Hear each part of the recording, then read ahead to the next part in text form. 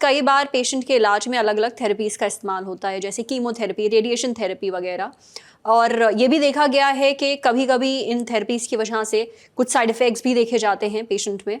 तो घरवालों को किस तरह के बदलावों या साइड इफ़ेक्ट्स पर नज़र रखनी चाहिए, जब पेशेंट की हेल्थ की बात आती है, और इन बदलावों को देखकर सतर्क हो जाना चाहिए और तुरंत डॉक्टर के पास लेकर जाना चाहिए? कोई भी जैसे स्तन का कैंसर यानी ब्रेस्ट का कर्क रोग होता है, तो उसमें 3 प्रकार की सारवार होती है। एक होती है सर्जरी, सर्जरी के बाद वहाँ पे घाव जो रहता है वो थोड़ा गीला रहता है, तो उसमें उसको सूखने में और वहाँ पे पूरी तरह से रिज़ॉल्यूशन जो रूज कहते हैं हिंदी में, वो आने में 2 से 3 हफ्ते लगते हैं।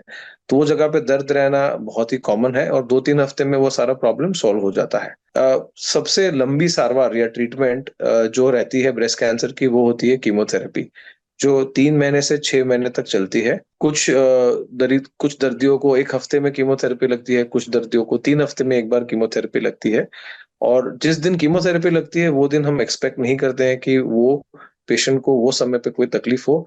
लेकिन हाँ, घर जाने के बाद 10 में से 3 जन को खाने का थोड़ा मन कम करता है, 10 में से 2 या 3 जन को स्वाद कम लगता है, किसी को पेट साफ नहीं होता, किसी को जुलाब की शिकायत हो सकती है। ये सारे ही बहुत ही टेम्परेरी सिम्पटम्स होते हैं और आपके जो ऑन्कोलॉजिस्ट रहेंगे, वो कीमोथेरेपी के बाद आपको ये दवाई पहले से ही प्रिस्क्रिप्शन में दी जाती है कि यदि आपको पेट साफ ना हो रहा हो, या तो आपको जुलाब हो, या तो भूख कम लग रही हो, तो किस प्रकार की दवाई लेनी चाहिए।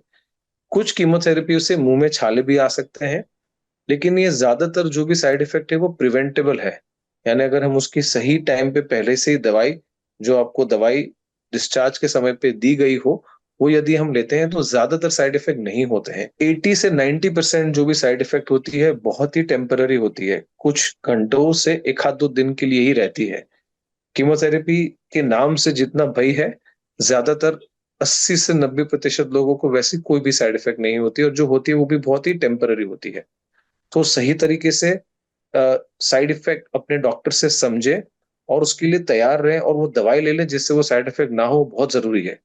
तो जो कीमोथेरेपी का भय या डर है वो बहुत ही कम हो जाएगा।